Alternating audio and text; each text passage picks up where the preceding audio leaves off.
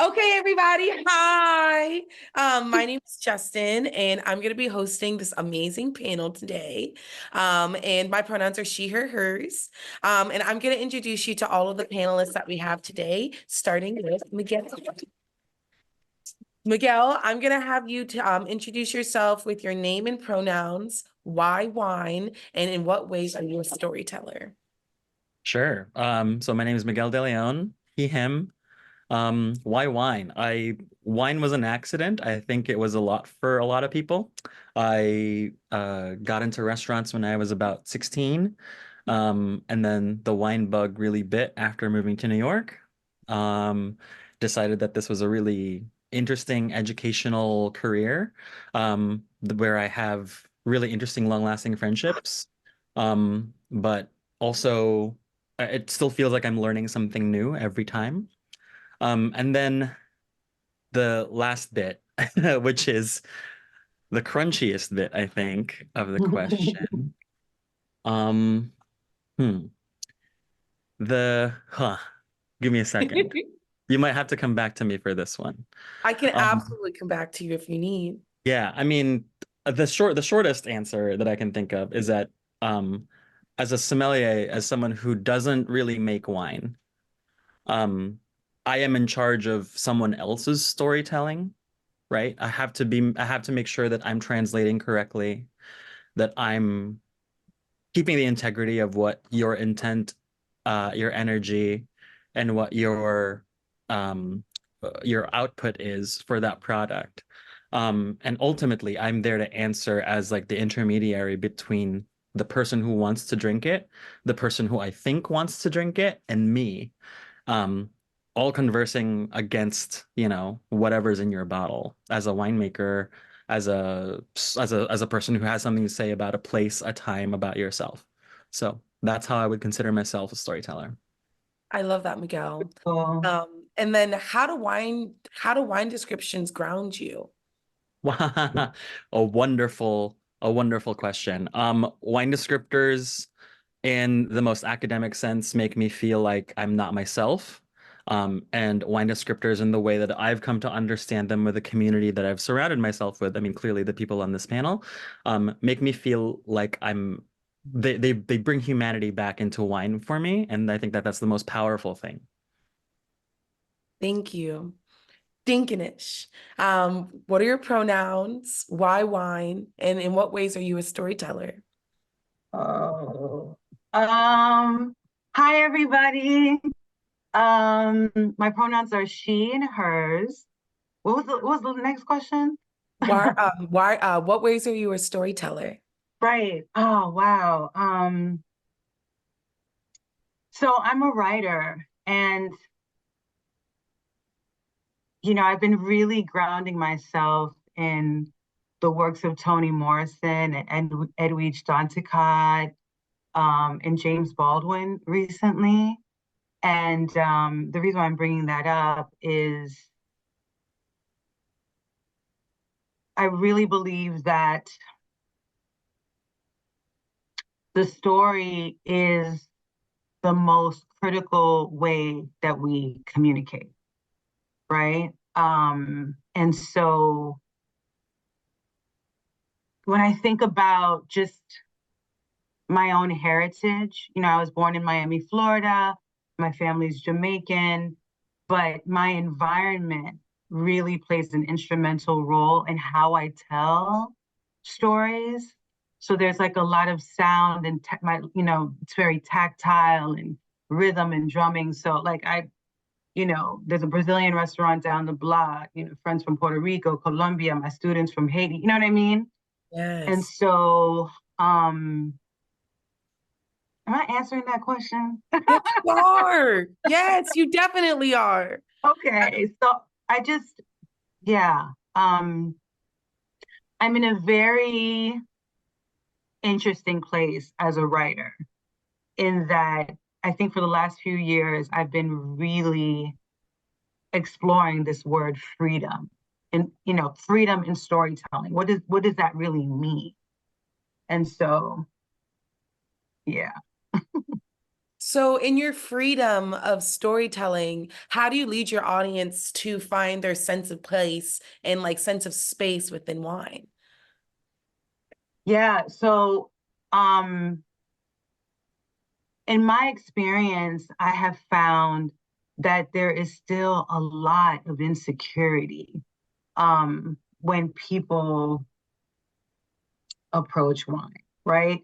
Um, in addition to writing, I host events, music themed events, and it's just really interesting. What I often say to people is that the story that follows the wine, that comes after the wine, is as important as the story that precedes that wine bottle.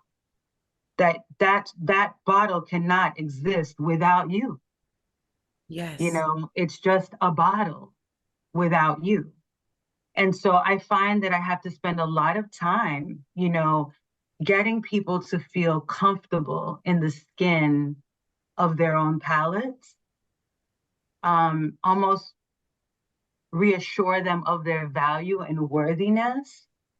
And I think that just comes from trauma of being a person of color, being Black, this and that. Like there's so many layers to that. So I use music a lot. Like when I'm writing, I find that it's an instrumental tool in getting people to relax.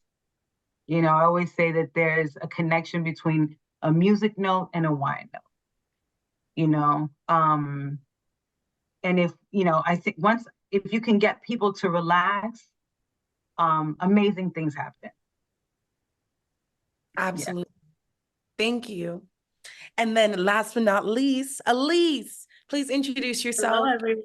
Thank you so much for being here. Thank you, Jensen. So my name is Elise, and I go by she, her, hers. So the first question was why wine? And it's really an interesting question. This is we're now in 2024, and it's the third time in probably the last sort of year, maybe we'll say like in the last 13 months in my life that question has come up in some form, but meaning the same thing, which is why wine?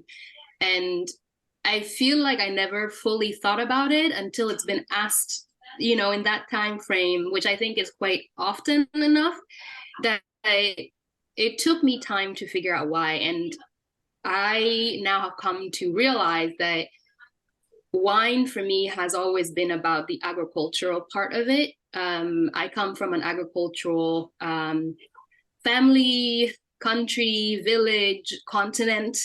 And so agriculture is a huge part of our way of life. And I have always understood wine from that perspective. Even, when wine is sort of like the cool thing, that was never the thing that really interested me. It was always like the people that make this agricultural product possible. And in that, it's what grounds me when it comes to wine. And also in, how am I a storyteller? Similarly to what Miguel had mentioned, which is like you are the connector between the winemaker and the wine drinkers, and you want to make sure that you relay the story of the winemaker as best as you can to the consumers. Usually you are inspired by these winemakers whose wines you're sharing with others, and so you really are, excitingly wanting to share what they're all about. And I think for me, you can say that I'm both a consumer advocate as well as a winemaker advocate. I want to close the gap between the two because they are the most important part of this industry. And so in how I'm a storyteller is that not only am I sharing the stories of winemakers, but I am also sharing my story and how I translate what I am experiencing with their wine, in the hopes that it allows those who then experience it to say, oh, we can experience wine in our own personal way. And I'm saying, yes, I'm saying that your sensory reference point is very important. And so I show them how that works in how I think about wine, how I describe wine. Not to say that how I describe wine is how you should do it, but rather saying, do you see how I see this wine this way? Because I'm going to give you a story of the scenes, the vivid memories that the notes in this glass of wine bring up for me. So you've got the story of the winemaker, right, which you want to share that, and I do. And then there's that personal experience you have with a bottle of wine, a glass of wine, that I then can only experience it as my own lived experience, and I'm inviting others to then also experience it through their lived experience. Yes. Yeah, so I think, how does wine descriptions ground you? You know, it's really interesting. I feel like the first time that I experienced someone sort of telling me that my sense of reference to wine description was wrong was when I was first studying wine. Like, it wasn't even like studying wine. It was an elective in college that I took that I was interested in. But I remember vividly to this day picking out guava in a New Zealand Sauvignon Blanc. And, you know, we were supposed to shout out different notes and whatnot. And a class of 80 students. And I said guava. And it's like, in that moment, everyone was like, okay, anyway. And they just like went with it. I remember being like, oh my God, like, am I wrong? No. And it was like the worst feeling, because you know, you just think, oh God, like I said the wrong thing. And so to this day, I know when, you know, Dinkinish, you said that people are nervous around wine. I felt that. I think all of us, maybe in the beginning, we felt that, right? And I'm here very much telling people there is no wrong way to talk about wine, because the notes in a glass of wine is really only described through your lived experience and your sensory reference point and your cultural reference point. Yes, absolutely. Thank you so much, y'all. So everybody's been introduced. Before we really go into all of our questions, I did want to give everyone who's tuning in a little bit of information on a really fun upcoming event that we have going on with the Vanguard. That is going to be called Wine Fair. And Wine Fair is a 2-day event. And for the first time, this is going to be 2 days. So it's going to be March 16th and 17th. And it's going to be from 1 to 5 p.m. at the Haight Street Arts Center. There are going to be 76 women-owned natural wineries and importers, and they're going to be coming from 5 countries as well as in the United States. There's going to be live forums and discussions in the mornings for ticketed guests. And on Saturday, we're discussing vineyard workers' protections, and Christina Gonzalez of Gonzalez Wine Company is going to be the moderator. We're also going to be discussing regenerative viticulture on Sunday, and Christopher Renfro of the 280 Project is going to be the moderator that day. People can make sure to go online to get tickets at winefairsf.com, and that's FARE. Or go to Third Place. We'll put the link in that one. That link is a little bit long to say. And please let me know if you have any questions, and we can't wait to see you at this next upcoming event. But we're going to continue on, my friends. My first question is going to be, we all experience life differently. What does taste mean to each of us individually? What is your relationship to it, and how does it really impact your life in regards to culture? How does your individual experience, familiar and cultural background translate to how you learn about wine? How do you stand true to your experiences, and how they affect your taste and smell? Dinkinish, we're going to start with you. So I think Elise just touched on this a little bit in what she was saying, you know, your lived experience. You know, I feel really blessed that I came up in such a beautifully multicultural environment, you know, and I feel like food, aromas, spices, that was usually the entry point of getting to know someone else's culture. It was a comfortable way of getting to know another culture. And I'm really, really proud of that. And, you know, like Elise was saying earlier, you know, bringing myself as myself in the early days of my career wasn't always accepted. You know, I have a vivid memory of being in Cognac, and we were tasting Hennessy, and me saying to the cellar master, I pick up a note of sweet plantain. You know, this man, you know, was like Linda Blair in The Exorcist. You know what I mean? Twisting, turning. You know? He was so taken aback, uncomfortable.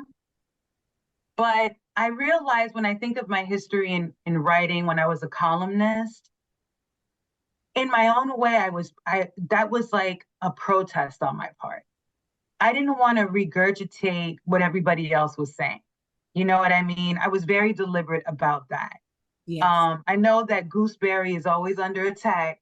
You know, what is a gooseberry? But somebody out there knows what a gooseberry is. I see you. You know what a gooseberry is. But when I was coming up, I had no idea.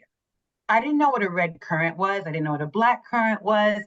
I mean, so referencing guava, which is something that my mother grew in her backyard, mangoes, lychee, sweet plantain.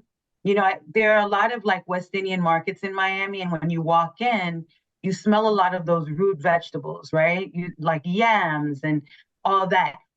And being able to reference those notes, and let's say a white Chateauneuf de Pape, for example, um, it was just my way, I think, of holding on to me.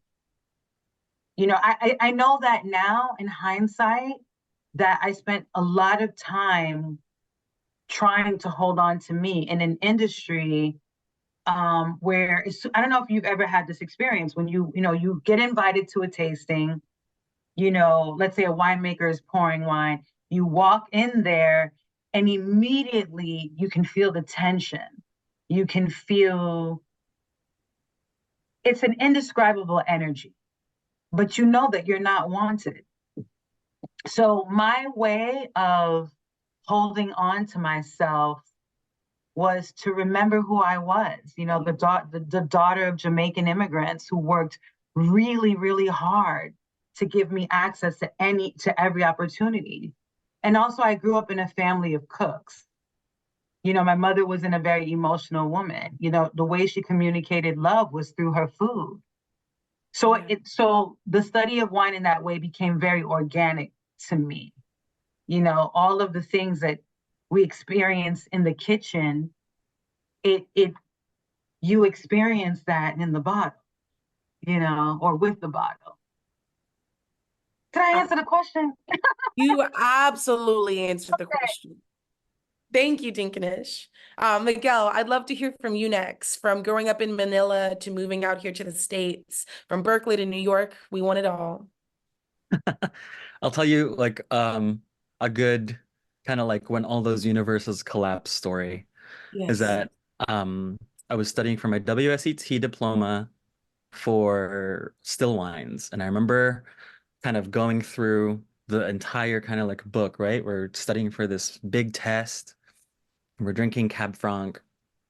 And in my tasting group, I just, kind of told everybody, it's like, to me, like wine like this, especially from the Loire, especially Chinon, especially Bourgogne, these wines, they have this tamarind note that is very clear. And everyone in my tasting group who did not look like me was like, I don't even know what that is. So I was like, awesome. My other tasting group, which was composed almost exclusively of Black, brown, and queer people, the minute I said, yeah, does anyone else get Cab Franc, tamarind? And this Trinidadian girl was like, baby, yes, absolutely. And I was like, it reminds me of these candies that I grew up where it's like tamarind rolled in sugar. And she was like, we have the same exact thing in Trinidad. And I was like, how is it that a wine class in New York made me feel as alienated as I did, having all the experience that I did, having all this knowledge that I had already had in this career, and then for it to just be kind of like immediately discounted by someone saying that's not on the paper. It's like, baby, I'm not on the paper.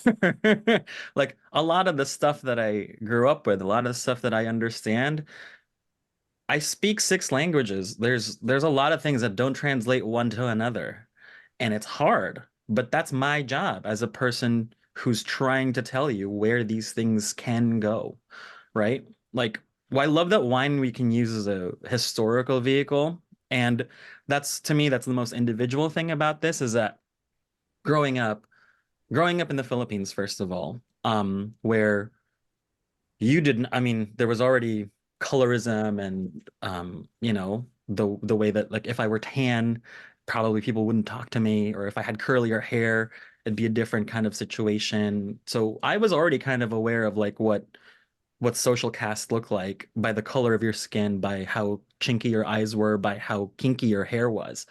And then to come to America at 10 years old and have that be on full blast, right? Public school, California, and then all to university, even, right? When all of a sudden these things all start coming to a head where you're like, how do I keep myself in this? And I think Dinkinish touched on this a lot about like, how do I keep myself and through this thing? And you said it also very eloquently in your introduction. I think that like wine is one of the most hedonistic, sensuous, pleasurable activities that we can take. And like you just have to learn how to trust your body with that.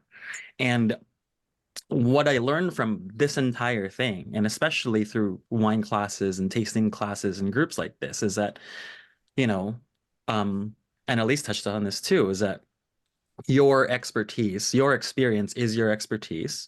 No one can take that away from you. No one can say that that's wrong, right?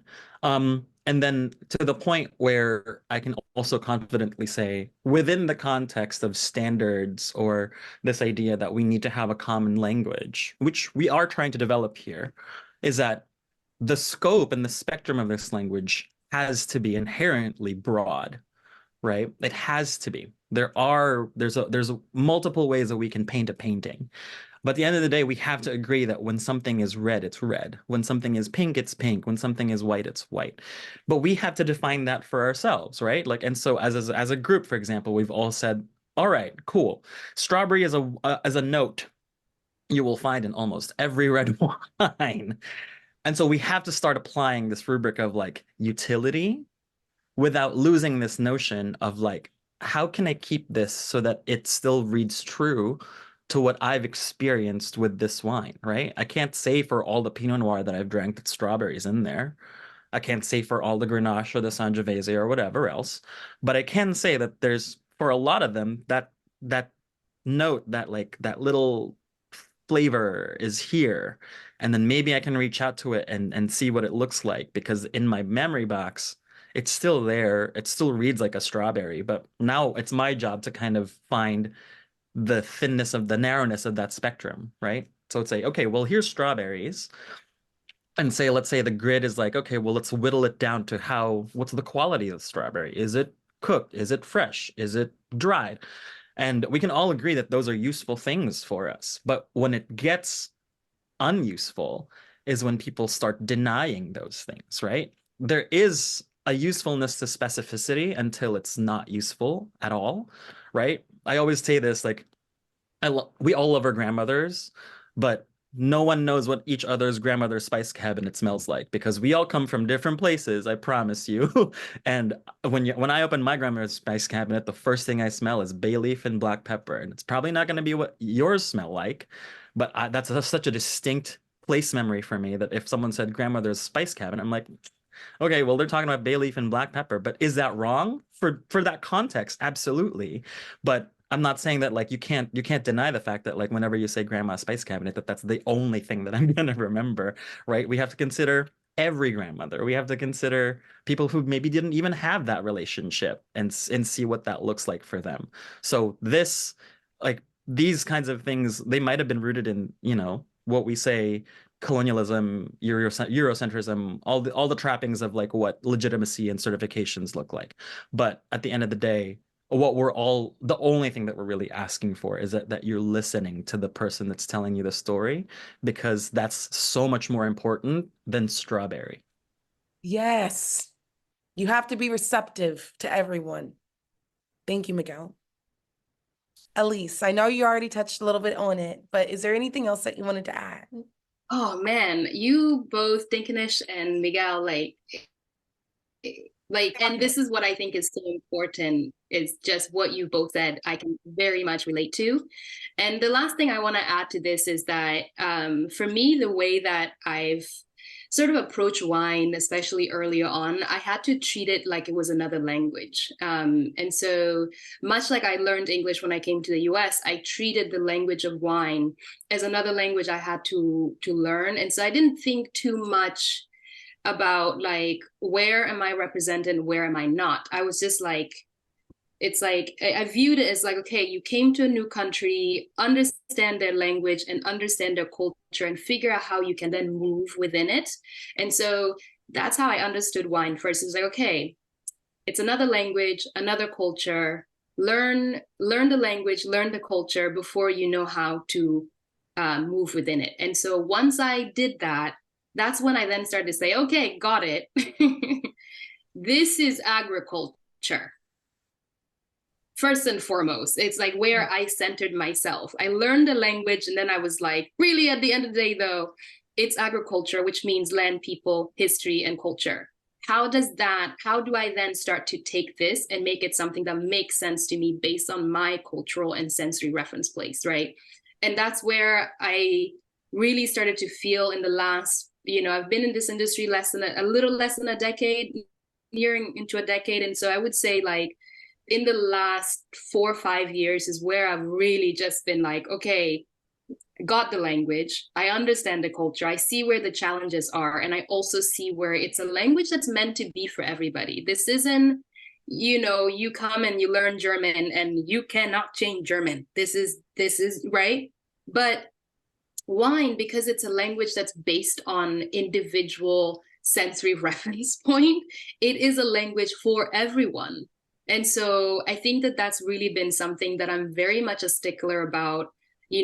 Once I understood the language and I understood the culture and I began to see where it was a challenge and also just excluding people, I saw myself not represented in it. And I just thought, well, that's not how I want to be in this space. And so that's where I really started to push the importance of sensory reference place and cultural reference place in understanding wine on an individual level, and how you can experience wine. So really, for the most part, both Miguel and Dinkinish have said what I have in my heart as well. And I just wanted to add that part that from my experience, I had to look at wine as another language, and the culture of wine is another culture that I just had to understand how it functioned before I can say, okay, we can now take this apart and make it something that is actually meaningful to me and be able to bring other people in, invite other people in and say, here are the foundations, make it your own, So short and simple, but I think you've both said it beautifully, so I have nothing else to add. This is fabulous. Before we move on to our next question, Miguel already sort of touched on, Tamarind and Cabernet Franc. Ladies, what are some of your favorite wines, like styles, regions, grapes to describe, and why? I'm going to start with you. I'm going to go back to you, Elise. Keep on. All right, I'll continue. So it's really interesting. I think I tend to veer toward cooler climate wines. So I would say like Loire Valley is one of my favorite regions, and I just tend to find the wines, especially the whites, to be a lot more food. They tend to complement the cuisines that I eat a lot in my personal life, as well as or just my friends. So I am surrounded by a lot of diverse friends from different parts of the world. And so I get to experience their cuisine, which is always a treat for me. And so I'm always thinking about what wine pairs with their cuisines and, which I then ultimately end up cooking or attempting to cook in my own time. And so cooler climates tend to be a lot easier for me, and also just for my palate, a lot easier. I don't love warm climates because they're too heavy on my palate, and also because then they tend to be higher alcohol level, which is it's just too much for me personally. But when it comes to food, it tends to not work as well. Also, because then the wine just overpowers, at least the cuisines that I'm familiar with. I think all of us here can speak to that. That you have to be a little bit more considerate as to the wine that you're pairing with the food. It can't just be just muscular or terrible descriptor, but it can't come all powerful. and overpower the dish. It has to be a fine balance. And I tend to both veer toward cool climates because of its food pairing friendliness, but also my palate just really prefers it. Thank you. Dinkinish, tell me about wine. What gives us joy? What gives us that little sparkle in our eye? So this has always been a really hard question for me, just because I feel like, you know, what you're attracted to in a particular season often is a reflection of just where you are as a human. Like the wines that I was attracted to just even 5 years ago, are different, you know, than what I'm attracted to now. Like this past summer, it was hot as hell in Miami. You could fry an egg on your forehead. Okay, it was hot. And I drank a lot of Lambruscos. I had a lot of savory Lambruscos that I fell in love with. There's this one called Incantavis, I think it's called. There's this sparkling wine from the Loire Valley. I think it's called Atmosphere. I'm sure that people who speak French, Miguel, you speak 20 languages. You probably can pronounce it far better than myself. That's Joe Landron. That's Atmospheres.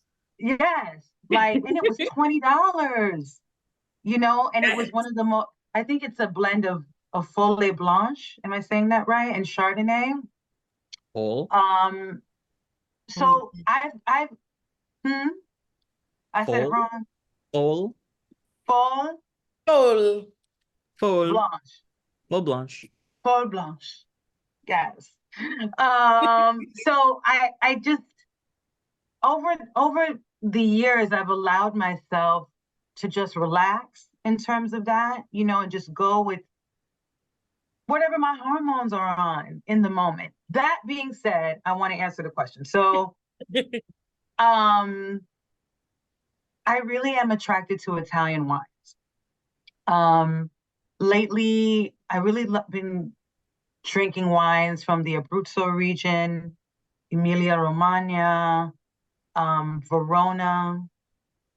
I really, so to Elise's point, earlier on in my wine journey, I was really attracted to wines from southern regions. Like I remember when I first had my first Aglianico from Basilicata. It was such a transformative moment. It was the Aglianico del Volture. And because it's a wine that has memory, you know, it smells like old photo albums and ripped jeans and, you know, Miguel's grandmother's cupboard. And, you know, it was a wine that had all these like dried herbs, right?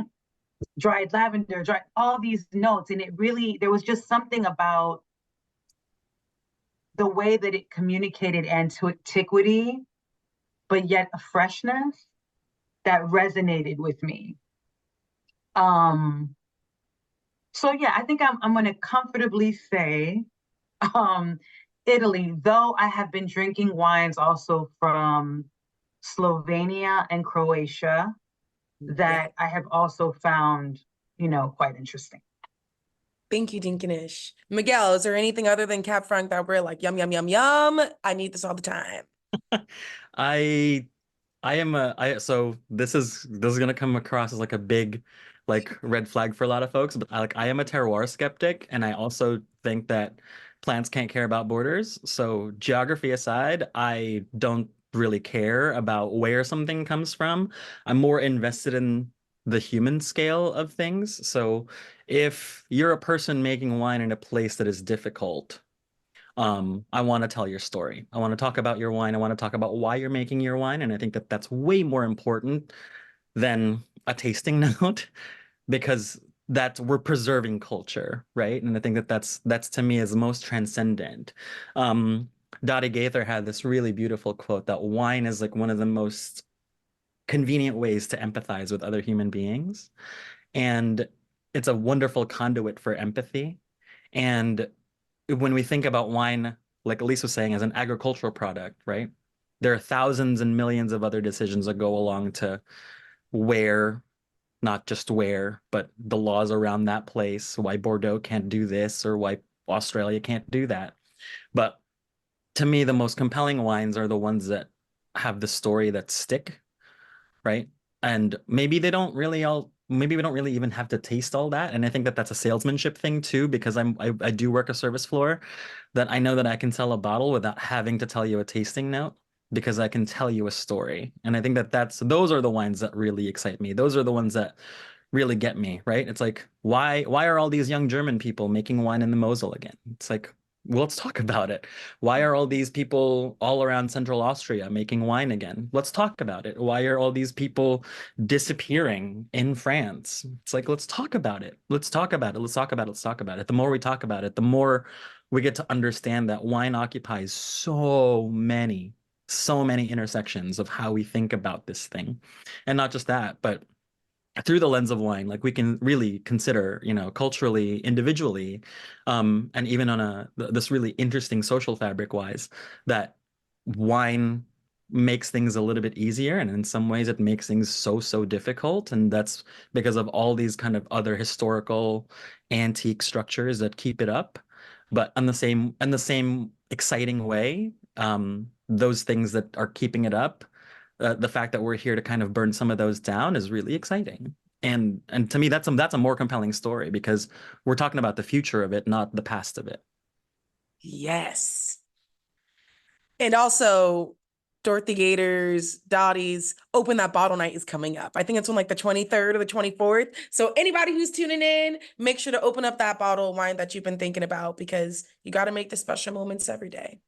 I'm going to roll right into our next question, my friends. And that is going to be on the language of wine and like what really is good taste. Elise earlier, she was talking and I heard her, slip in that masculine versus feminine, the history of, that's been ingrained into all of us, but that, we really are trying to move away from. So historically, what has constituted good taste? How has this shifted? Why is this shifted? And who has pushed for this change? Who created these outdated standards? And how do we widen knowledge? Elise, kick us off. Okay, I do want to say I said muscular, so no. Muscular. Thank you. So I think that's a really great question. And I thought about this a little bit because it's something that came up recently as well about, has the language of wine shifted or not? And I think if we look at sort of the organizations that have hold the key to the language of wine, right? The standardized language of wine, it has not shifted. And I think that the shift's really happening more on a grassroots base, right? We're here today talking about this, and we're not just the only ones talking about it, but it's not happening from sort of the people that have the keys to the gate. The shift is not happening there. And I think that to me is really problematic because as much as I want to say, yeah, let wine education do the thing it does, there are a lot of us that still want to validate our wine expertise by taking these courses, getting our pins or whatever it is. And so there's a disconnect there because if we're, and these aren't necessarily going away. I don't know how you guys feel, but I feel like people are still very much like, oh yeah, I'm doing level 3, I'm going through this. And I think it's wonderful. Right. I'm just not sure how do we sort of like connect the two parts that are not quite connecting, because ultimately they go through these programs and they come out and they're met with, well, this kind of conversation happening around wine. And then there's that other, it just feels like an industry divided. And yet, like, how do you sort of mesh the two parts together? I think it's coming from an understanding that, how we educate people in wine versus how we actually talk about wine in a modern sense are two completely different things, right? Absolutely. Because this idea of like, again, creating a standard language for everybody, it's useful. There is utility in this and finding like, hey, when we say medium plus, we all know what that means, right? But then again, we got to talk about that utility. Like, is medium plus actually helpful for us outside of that academic context? And probably not, right? Like maybe your grandmother has no idea how to talk about that stuff, but she knows what she likes and she has an opinion. And so I think what we also have to remember in terms of the historical context of this is that let's look at the two biggest biggest bodies that certify people throughout the world. And those all came from a tiny island in the North Atlantic for their shopkeepers so that they can keep products that were back then completely like the notion of branding came from wine, right? The idea of champagne and sherry and port that had to last through like sailings, right? To get through all the other parts that that tiny country said that they owned, but they don't. And so understanding that how we talk about wine comes from that very specific niche subset of people that needed to have a standard way of talking about it.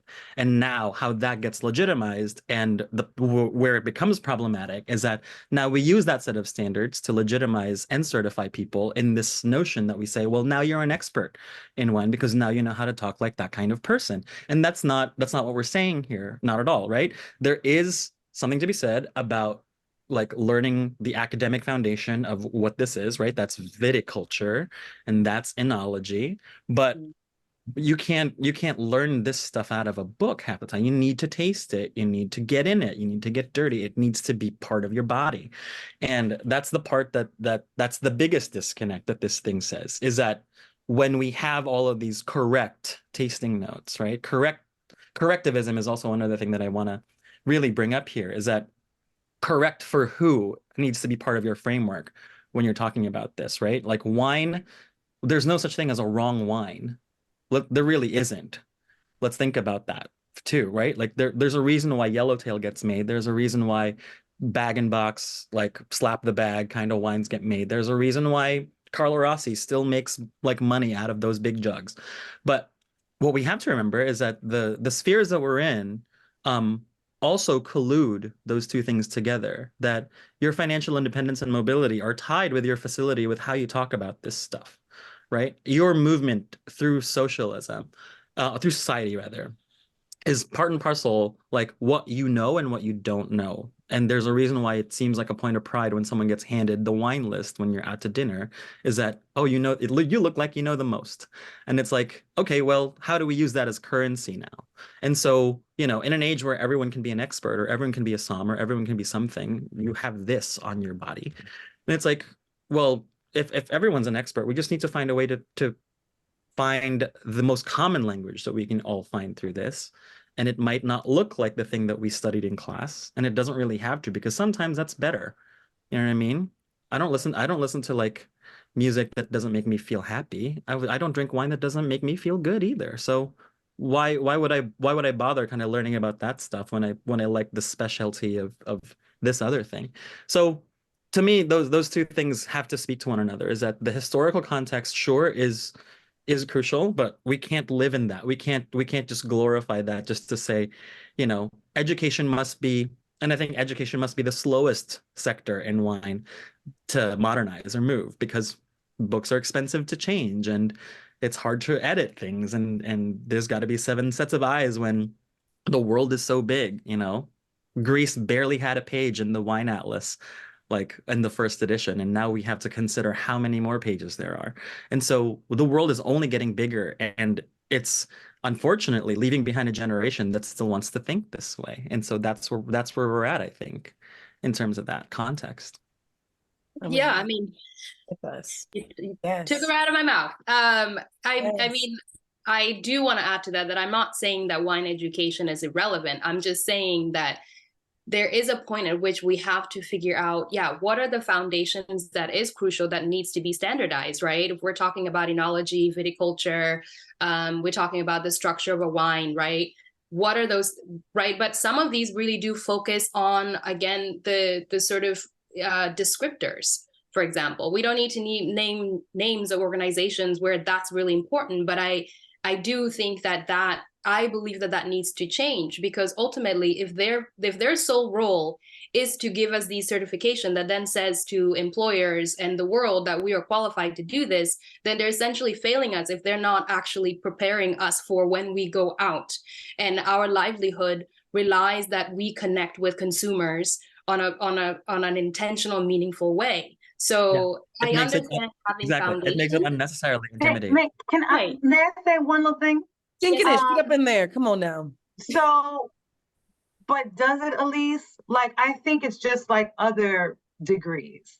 You know, if somebody says they have a master's from Harvard, you know what I mean? And they're applying for, let's say, an English professor position, you know, people buy into that immediately. You know, they're almost not even interested in your experience and all of that. So I think that there are some interesting points being made here. But I think the reality is, you know, when you say you're a Sam, Miguel, you're about to go to the Philippines, right? You know, you say to your friend that works at a restaurant, I'm a Sam. Like there is a hierarchy. There's power in that word. So my point is, one of the conversations that we have, I think that we need to think about is language and the power that we give it. Like, for example, when I first started drinking natural wine, I noticed that people were using the word nati. You know, I'm from Jamaica.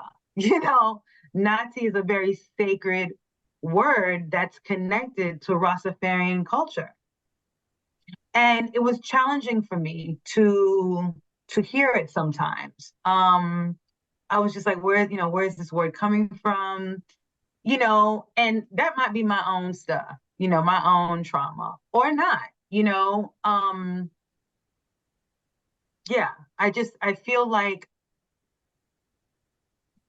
what is the future of language in this space? You know, is it that we want to dismantle or expand? You know, are we going to have the gooseberry refugees? You know what I mean? Or are we going to say, you guys get to stay in and just expand? I think one of the biggest things, Dinkinish, is understanding that those things don't have a vertical value, right? Because right now, that's what we're doing is that we're saying this word is better than this word, and hierarchies are where it gets dangerous for us. And so when we think about the horizontality of words, then everything becomes available, right? So a tasting note can look like lime zest, but it can also look like green gummy bear, and that's fine. It has to be, because it feels like we're making the most common denominators for everybody, right?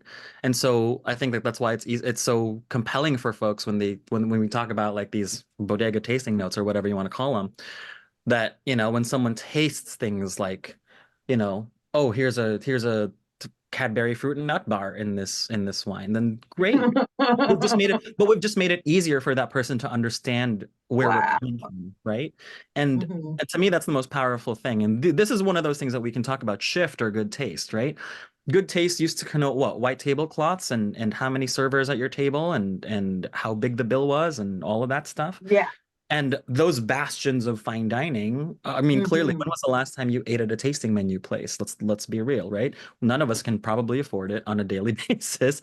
And they've become these kind of like temples, or I guess more accurately, like time capsules of how people think about what our relationship to wine is. Because then you look at places where you and I inhabit, they don't look like that. They don't feel like that. They don't, you know, we listen to some music that we want to listen to. I get comfy in the chairs that I get to be comfy in. I get to wear the clothes that I want to wear.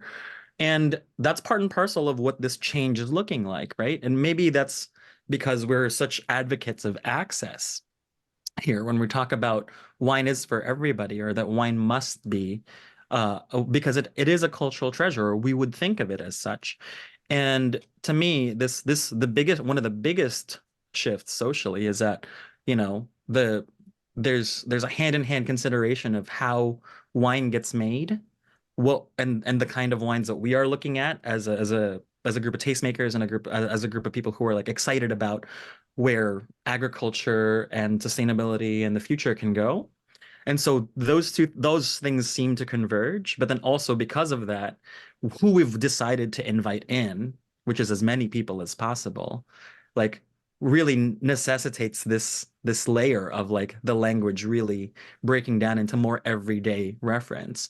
right? Like when we're gonna have you wine YouTube shows by like Action Bronson or like wine TikTok, like then we're in a great place. I think we're in a great place. We are actually in capital D democratizing wine in this really good way. But that's there's still going to be a gatekeeper out there. There's still going to be someone who's going to treat this information like it's like no one deserves it.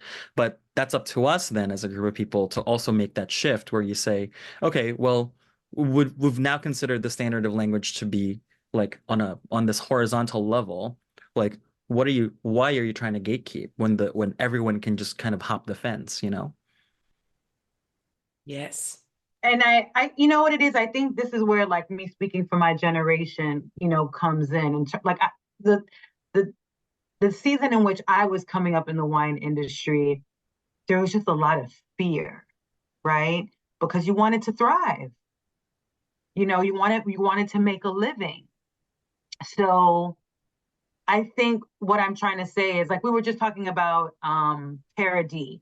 So for those of you who don't know, Paradis is a natural wine bookstore and bookstore in Miami, Florida. It's now closed.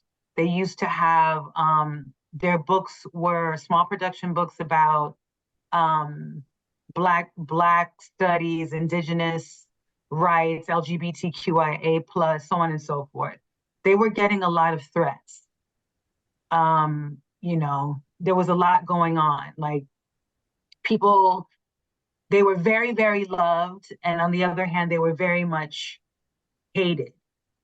And they're now closed, right? And I guess what I'm saying is we need that economic empowerment, right? To feel safe enough to really move this thing forward. Because I know, let me speak for me. I have to consciously every day remind myself that I'm grown, and I need, for me to speak freedom, I need to be free. And it's a constant thing. It's an everyday experience, especially, living here in Florida. So yeah, I guess what I'm saying is it will be exciting to see more spaces where people feel empowered to make these changes. Like what you were saying, Miguel, yes, we've come a long way, but sometimes I feel like we are as far forward as we are backward. Absolutely. What I'm getting from y'all is how far have we really come? And it's really interesting because when I was doing research into figuring out these questions, I was looking up at some different articles. And in 2016, which seems like forever ago, but really wasn't that far in the past, Dr. Liz Thatcher, who is a master of wine, she wrote African Americans prefer sweet and or more fruity wines. Hispanics lean towards semi-sweet, and whites and Asians show a preference for drier styles of wines. This was featured in an article called Melting Pot or Blended Wine. Does ethnicity still matter in understanding consumers' wine behavior? How is this dated, and in what ways is this pigeonholing demographics? We're now in 2024. How is this point of view shifting, if it is? I'll happily take a bullet for this one. Please. Like we gotta remember for papers like this that the sample sizes are completely untrustable. Yes. We can't rely on a one published article to say that like this is how people think, right? Broad strokes, broad generalizations, they don't help anybody. But at least for this, how is this stated and generalized, and in what ways is it pigeonhole demographics? Well, you've just spoken to all of us about, we've just been speaking about for practically the last hour about how we've come to see ourselves in wine, right? And so there's millions of other stories of other people who are going through the same journey, or a similar looking one at least, to find themselves in a place that immediately feels intimidating, that feels like it's inaccessible because of language, and that feels, like Dinkinish said, lonely when you come into a place and the energy shifts and you're the reason why. So we, I think, have to understand that yes, it is still important to take your baggage with you. I'm a big person who understands that like you can't leave your baggage at the door. You can't. I can't turn this off. Like I can't turn being brown off. I can't turn this face shape off. I can't turn my accent off. I can't. I just can't do it. I know I have all of these things and I have to carry them with me in a space that really wants me to not be that, right? And not just that, to lose it almost completely because it is to the service of the person who's I'm trying to sell something to. But the the the thing that's exciting about this is that and how that point of view has changed is that now we have to consider race. Now we have to consider ethnicity. Now we have to consider cultural sensitivity, right? I'm not a person who says cancel. I'm a person who says understand the consequence of when you do the action. And so I think now we're seeing, we put out the action a couple of years ago, and now it's like, who holds accountability? Who's the person, who's the group of people that says, hey, maybe do better, or hey, maybe this doesn't agree, or maybe this doesn't work so well with this group of people who are very ingrained in your industry. We do fail a lot of our populations in this, right? Like up to a certain point, there was a gender dress code to take the sommelier test. Like you had to wear a skirt if you were a lady. And that's completely mind-boggling to me in this day and age, right? They could call a personality fault, for example, and I have received that a couple times that like my personality was outsized. And that's how they tell you that you're presenting maybe too gay or too femme at a table, or that you were having a little bit too much fun or having a little bit of sass. And so there's different ways that we can think about this, right? And it's like, yes, clearly the ones that like present very clearly about how different we are to each other, right? So race, ethnicity, culture. And then those things that maybe we don't really need to, or maybe there's some sort of social taboo where those things aren't out, right? Disability, homosexuality, um, uh, religion. Like there's all these things that we don't ever have to disclose, but still make us who we are. And I think it's absolutely clear that we have to start understanding if we're going to be able to tell one another stories, that we have to be open to the idea that the person who's receiving it and the person who's telling it are different from one another, and that the demographic that we're looking at, however narrow, is in itself like self-defeating because within one person, right? Dinkinish said this at the beginning. She's like, I'm a child of immigrant parents, Jamaican, like all these things that make you you, like though all those things that make me also look different. There's so many intersections about who I am that wine likes to consider, or like wine would think that it likes to consider. But the only thing that we really have in common is that, understanding that within our body, alcohol gets us drunk, and that's about it. So we have to think about this in a much more human scale. And I'm glad that these kinds of papers were being written about 8 years ago. But I don't think that you can write that paper now, I'll be honest, No, without some sort of like you'll be in trouble. consequential backlash. Yes, You know, yes. one So thing that Miguel, I'm sorry, Elise, go ahead. No, go. It's okay.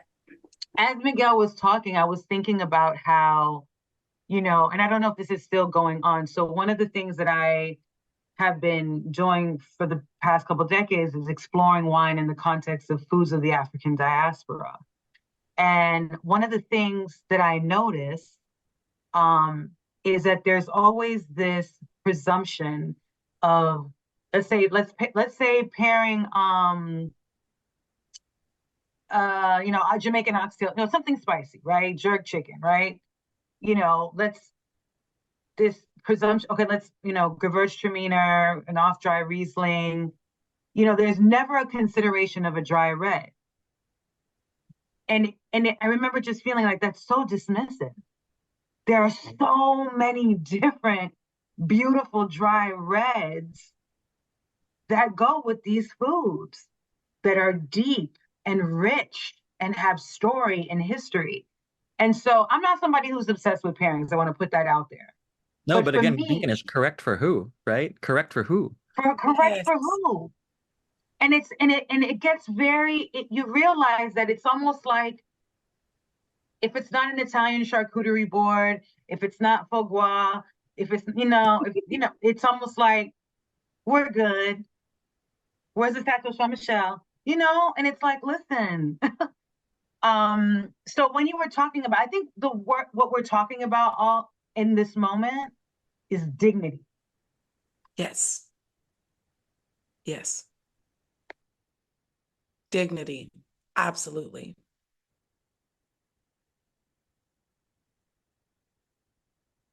Elise, what do you think?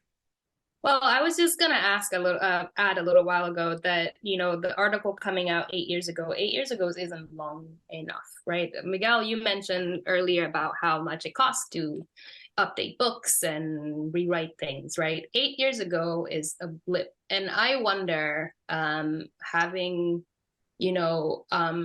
worked in distribution and knowing full well how, the focus were based on your route, right? When you are a sales rep and you have an assigned territory, and who your target sort of demographic ends up being, I wonder how much in 8 years since that article, I don't feel like it has changed much, but I wonder how much that has changed in distribution, right? How many reps are just gonna, bring the Moscatos? And listen, I love a good Moscato, okay? Like, I just think it's a misunderstood thing. If you didn't grow up with tropical fruits, you don't understand Moscato, because they're freaking beautiful if they're made well. Anyway, but slinging your lowest of low quality of Moscatos, your lowest of low, Rieslings, also another favorite of mine. But being like, okay, I'm gonna go and, like being like, oh God, I have to go sell these crap in bulk. Where do I bring them, right? Oh, it's like, let's go to this part of town because that's where that's where I'm going to take them, right?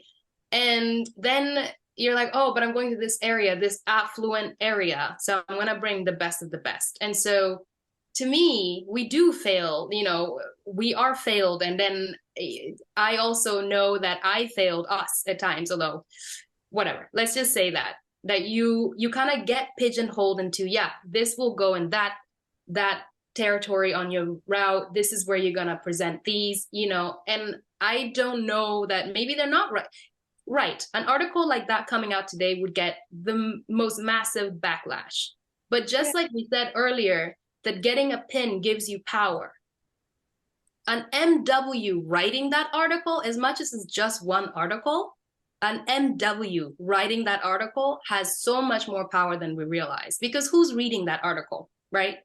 All of us wine professionals and geeks who are like, yeah, she said it, so it's true. 8 years ago isn't long enough. So as much as I want to believe that's change, I think change is on its way. And yes, you cannot write that article today without a backlash, but I would also like for us to think about the fact that maybe no one's saying it out loud, but has the change truly happened? And from a distribution point of view, how much of that has really changed, right?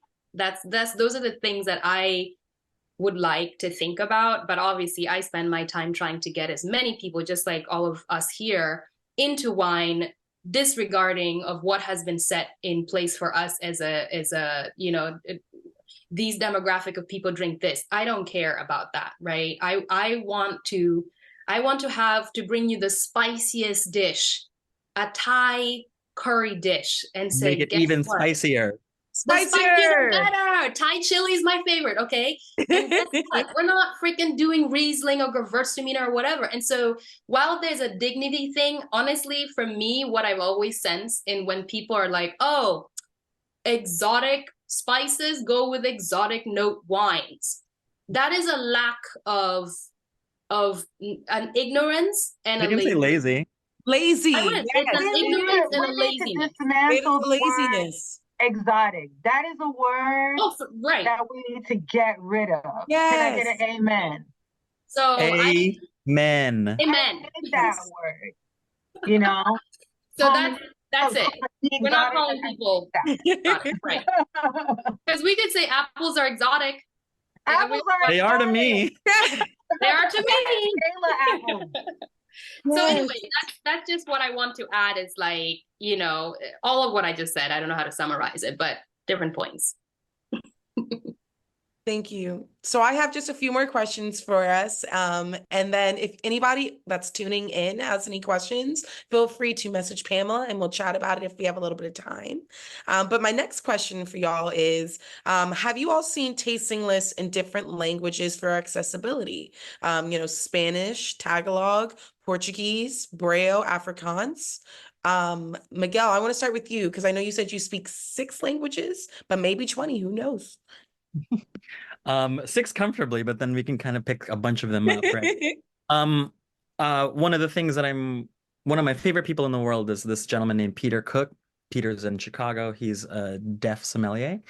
And we can talk about developing vocabulary there for a population that's completely underserved, right? Like completely written off in a lot of the wine spaces that we inhabit. So to think about wine for them, about like how we understand wine, I think you have to come from it, like Elise was saying, here's a culture that we might not know quite yet, and here's vocabulary that we need to put because it has to be technical, right? There's things like malolactic fermentation and spontaneous yeasts and all that stuff that we have to find the words for so that we can be technically sound, but also do the right service for the storytelling of the winemakers that we were speaking about earlier. But also coming up with this idea of what standard here, right? Like we can't really just say red fruit and like let it go, right? And again, understanding what specificity can look like for the deaf community. And so fermentation is a really interesting concept where a lot of the time that word looks different whenever we translate it into ASL. And to me, one of the most interesting things is that deafness is a culture, right? Like the deaf community is like so well ingrained in terms of culture, in terms of like keeping themselves safe, keeping themselves together, keeping themselves a community of aware people, that when I talk about Peter, immediately I know that the Som community or the deaf community here in New York knows who Peter is because that's just how tight the community is, right? And so to me, seeing this actually change is and be developed is fascinating, because it's like trying to rewrite a grid, right? That needs to fit a group of people that might never need to see it this way or experience it in a way that you and I understand, where we bring out references and bring out this idea of this, or even this notion of poetry when we talk about like tasting notes, right? That we have to have romance, we have to fall in love with a thing. But signers use their bodies to convey emotion, right? And it's part of their grammar, right? When you furrow your brow or you raise your brow, that means different things in ASL. And so kind of all of those other nuances of, say, maybe it's a berry that makes you feel something down your throat, or maybe it feels a little fuzzy. Like these notions that are a little bit more poetic or a little bit more sensual tend to be more on the forefront for deaf words. And then on the opposite track of things, I'm working with this group of Brazilian sommeliers who are just now kind of dealing with this idea of like, yes, a lot of our experiences are driven by colonialism and how we decolonize. And so how do we talk about like wine in our context, in our space where it's for us? And so a couple of the ideas that we've started talking about was like, you know, talk about your local flora and fauna and how they interact with wine, or how those flavors make it into the wines that are there. And so the other things that are exciting to me would be maybe seeing different communities respond to this. I would love to see what y'all would consider what a Black tasting note looks like. What does a gay tasting note look like? What does a New York tasting note look like? You know, and so it's not, I don't think it's a funny question. I think it is, if we're going to talk about specificity and context for the educational purpose, why not? I've just made it so easy for someone to understand like how this wine makes me feel. If I say this reminds me of a perm I got, it's like, you know what that means. You say, okay, cool, Miguel's got a little bit of volatile acidity in his wine, and maybe we should talk about Brett. Awesome, let's talk about that. And that's how we parse it as educators. But you've also just brought someone in that conversation where they would not have considered that as a viable option before. And a lot of the things that we're working with for tasting lists in different languages is a lot of it's just permission, right? This idea that like you can talk about wine like this. You can talk about wine in this specific way. I think that that's really, really excellent that we get to be the people who are writing those things, or maybe even kind of not even, or maybe even not even writing those things. I think that that's also dangerous. Maybe even just like showing people what frameworks can look like so that they can put themselves in wine. Miguel, I want to follow up with that from someone from the questions. They said, thoughts on the power of focusing on the language surrounding the structure of wine as a tool for decolonizing wine language. Adopting a broader language of wine descriptors is an awesome goal, but they say it feels problematic for more white people to start colonizing tamarind and plantain. I completely agree. There is, like I said, the descriptor words, we can always keep adding descriptors. Always, always, always. There's no limit. There's no such thing as, the only thing that's limiting us really is like the publisher with a dictionary and how many pages they want to spend on it. But the internet exists and we have each other. So I think that that's a really, really compelling thing to have, is that when we do start talking about, maybe someone will get Dinkinish's Sweet Plantain reference pretty soon. I think that's really exciting that we get to talk about that kind of stuff in the wines that you experience. It is structurally, I think it is the educational part of it that's going to be fuzzy, is this now more subjective, more human notion of how we kind of can understand wine. As an exercise for the people in my restaurant, for example, I tell them, don't use any flavor descriptors when you're selling me this bottle, right? Describe this wine as a personality. How would you describe this wine to me? And I think, and again, as a gateway for empathy, you know when you've felt happy, when you've felt joyful, when you've felt ebullient, when you've felt sparkling. You also know when you've felt low, when you've felt like you don't want to deal with people. And there are wines for that as well, I think. But now the conversation just has to be a little bit longer. And maybe that's 15 more seconds to spend with somebody who's willing to look at this industry or willing to look at that bottle to be like, I want to see what you're seeing. And all it is like, it's like me taking you to my favorite piece of art in the museum. And really having you try to understand it. It might not be something that you like, right? But I can tell you all the reasons why I like it. And I think that that's enough for all of us. And I think we have to be okay with that. If I could add to that a little bit, to the question of someone saying, it seems like white people are colonizing words. I mean, speaking from my own sort of take on this, I feel like through my work, I am encouraging wine professionals to expand their palate especially through global cuisine, right? And so if you're somebody who is, making it an intention to say, I want to expand my palate and to find ways to talk about wine to different groups of people, I don't have a problem with wine professionals, because that's what we are, if we say we're experts, right? I don't have a problem with somebody who makes it their goal to understand other cultures, especially through cuisine, so that they can find ways to communicate with them about wine. That is, that's a starting point. Cuisine for me is a language that I like to speak through. And it's a way that I can understand other cultures myself. So I don't know that I would look at it as colonizing other words. I think what becomes problematic is when I think what has happened in the past is like things become not exotic once like white society have said they're no longer exotic, right? At some point, bananas were exotic. At some point, avocados were exotic. And until they have experienced it, now it's no longer exotic, and then we'll find the next exotic thing. So for me, I actually that's more problematic to me than somebody who is intentionally making sure that they are being the expert that they say they are, and they're exposing their palates, their senses, their sight, whatever it is, in order to provide an experience to any guest that walks through their door, regardless of their background. I think that that's admirable, and I wouldn't have an issue with somebody referencing a tasting note. Now, of course, maybe it gets dicey if I walk in and you're like, she looks African, so I'm going to use these descriptors, right? Maybe, but maybe not. I think really having conversations with people, like I think sometimes we forget how to just have conversations with people. And so through conversations, you get to pick up a little bit about the other person. And through that, you weave into whatever makes sense to talk to this person about. So to that question, I would say I don't know that I'm more worried about white people colonizing these other descriptors. If that You also got to remember that like to think about it in a colonial, decolonial kind of like mind frame is dangerous, right?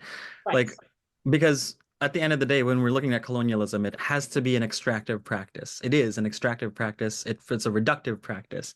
And what we're doing here is the complete opposite, right? We are completely enriching the idea of what culture can look like and who is privy to it, right? There's no such thing as a gatekeep in this kind of circle. But I think that's the key difference is that please use these words. Please talk about hot Cheetos when you're talking about how you love Sauvignon Blanc. Please talk about like the blue airhead when you're talking about white wine. I want you to do that. Because again, it opens up the conversation to so many more people within your scope of what your audience can look like. And at the same time, the idea is that when you're just trying to be as honest as you can, that there's value in that too. Dinkinish, is there anything that you want to add? No, I think Elise and Miguel covered it. I love it. Okay, y'all, we got one more question from our people, and that's going to be, as a Psalm in the South, building community is hard. The sweet wine preference is pretty prevalent here. If you're not selling wine or working in restaurants, people don't know what to do with me. What are your suggestions for overcoming these particular challenges? I will say Texom in Texas is a great place to build community. I know I haven't been personally, but I know I've had a lot of friends that go, have been the last few years, and they really, really love it. So I don't know if you have accessibility to go to Texom, maybe where you work could sponsor you, but I think that would be really awesome. But what do y'all think? I think one of the big questions that this person's asking is about maybe the restaurant industry is a little segregated or divided, or maybe just doesn't take stock in the same way that us in big cities have the really big privilege of finding somebody that can look like you, can understand what you're going through, can really empathize with your lived experience when you're in this space. I know that is very difficult, and that was one of the biggest impetuses for why like a lot of my friends look so national is that the community immediately that we have to widen our net in terms of our community, because clearly we exist here. And if it means building community with us, then welcome to the circle. Like you have all of us now. You're stuck with us now. Yeah, you are. The idea of wine, he said, if you're not selling wine or working in restaurants, people don't really know what to do with me. I think that might be more of a market question or a distribution question rather than a face-to-face question. Give yourself 5 minutes with somebody who's open to wine, and I promise you can make them drink anything you want to, because it's just, what kind of story do we want to tell tonight, right? And so I think that's one of the frameworks that we can use. Again, there's no such thing as like this is better than the other. This is just one of the ways that I've found is really, really easy, is that you come to somebody, tell them how or ask them how they're feeling, and then go on like a mood ring escape with them in a wine shop and say, all right, if you're feeling great, let's find something that's going to make you feel even greater. If you're feeling like you need to just like have a Netflix and chill day, great, let's find the wine for that for you. But again, it's for the service of the other person. The sommeliership, or I guess even this hospitality, the bigger question of hospitality, remember, is that we're just trying to restore the other person. And it all goes back to that dignity question that Dinkinish like put up earlier, is that like, I just want to make sure that you feel heard, and that's all it is. And I think that's enough for a lot of folks, is that when you tell them, hey, I hear you, let's find the wine that I think can answer this question for both of us. And I think that that's enough. With the question of building community, I think that might be a little bit harder. But again, there's over 100 people on this call. And I'm sure they're all happy to talk to you about what wine they're into, what their favorite thing that they've ate recently with a really great bottle of wine was. That's enough to start building community. And I think that that's interesting. I mean, we also all have our phones, right? Like, find us on Instagram, find us on Twitter, find us on Facebook, whatever.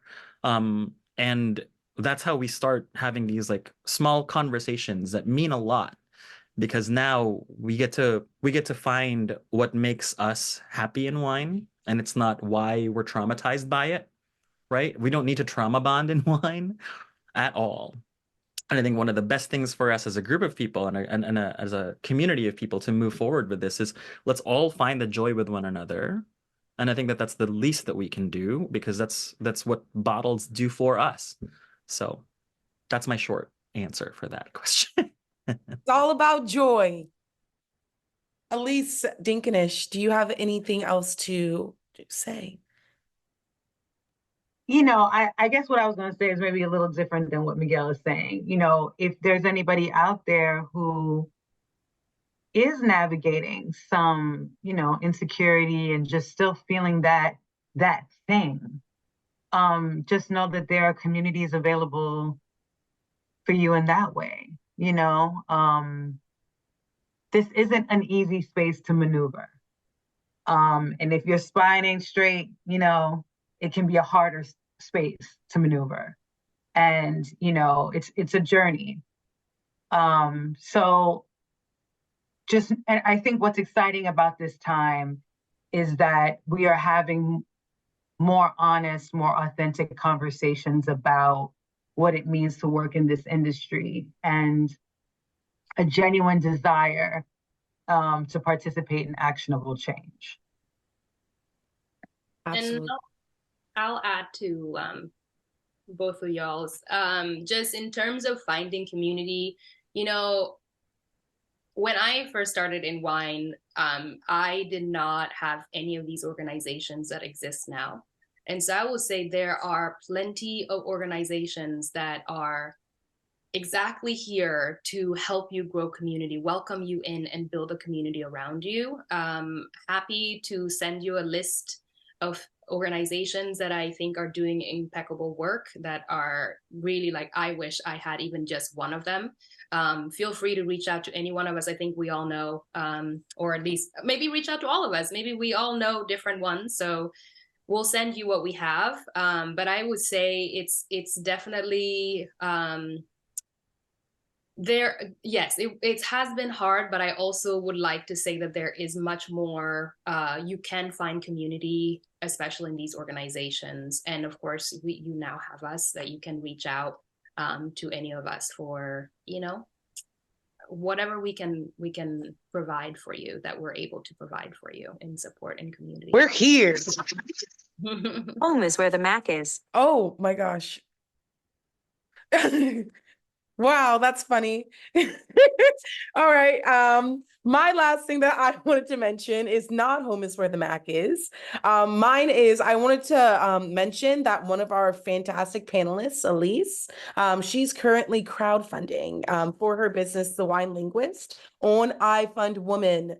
So she needs your help to invest, share, and support her campaign, because with proper funding, she will be able to start her food and wine podcast, an awesome Wine 101 Patreon, as well as get into really incredible wine region focused docuseries. So make sure to support Elise and go on her crowdfund. because we gotta support each other. And Miguel and Dinkinish, if there's anything that y'all want to promote, I just wanted to put it out there. But otherwise, we're gonna see all y'all at Wine Fair. We can't wait. March 16th, March 17th, 2-day affair. Pamela's been putting in the tickets. We're so excited to see you, and thank you so much, all three of you, for being here. This was awesome. Awesome. You're welcome. Subscribe to Sipping Lovely, the newsletter. Woo, Sipping Lovely. Bye, you guys. Bye, Miguel. Bye, Elise. Thank Bye, you, Justin. Justin. Everybody. Thank you, everyone. Well done. Thank you. If there's any questions that you didn't feel like you got answered, ping us on Instagram. Yes, please. We're all here. Yes. We out here. Bye, y'all. Bye. Thank you. Bye.